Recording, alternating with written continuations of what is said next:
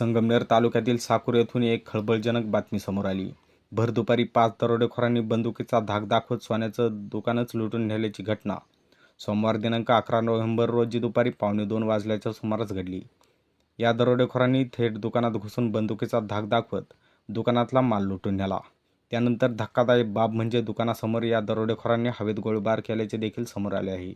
विशेषतः भर दिवसा गजबजलेल्या ठिकाणी ही घटना घडल्याने साकूरमध्ये एकच खळबळ उडाली. हा संपूर्ण थरार सीसीटीव्ही कॅमेऱ्यात कैद झाला आहे. साकूर बस स्थानकाजवळ निखिल सुभाष लोळगे यांचं कान्हा ज्वेलर्सचे दुकान आहे. दुपारी 1:15च्या सुमारास दुकानातील कामगार जेवण करायला गेले होते. दुकानात एक जण कामगार होता. याच वेळी पल्सर गाडीवर 5 दरोडेखोर दुकानासमोर आले. थेट कान्हा ज्वेलर्सच्या दुकानात घुसून कामगाराला बंदुकीचा धाक दाखवत संपूर्ण सोन्याचा मालच लुटून नेला. 5ही दरोडेखोरांनी तोंडाला कापड बांधलेले असल्याची माहिती समोर आली. दरोडेखोरांनी गंठण, चैनी, मंगळसूत्र, वाट्या, कानचैनी, मिनी गंठण, टॉप्स, बाळ्या आदी सोन्याचा माल घेऊन पारनेरच्या दिशेने फरार झाले आहे. यावेळी दरोडेखोरांनी पळून जाताना फायरिंग केली.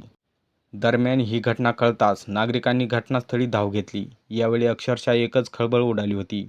या घटनेची माहिती रऊफ शेख यांनी तातडीने घारगाव पोलीस स्टेशन यांना दिली.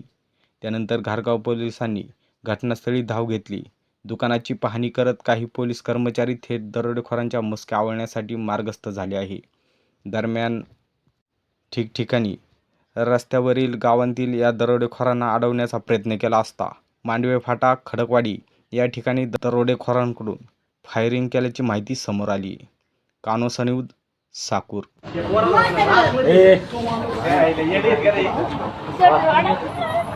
फायर कोण करवायला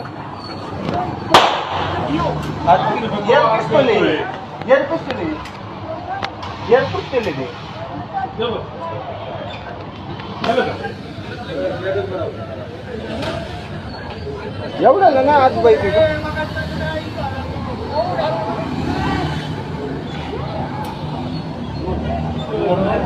5 जण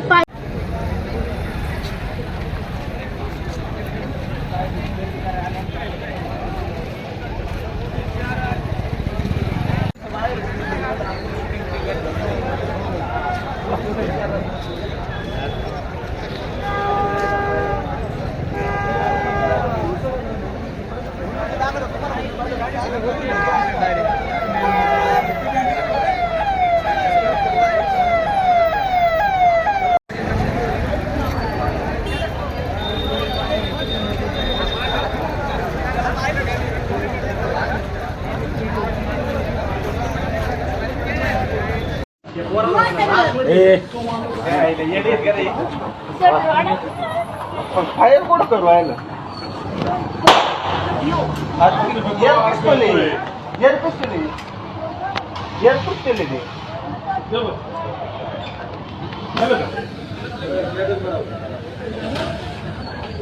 एवढं ना आज पाहिजे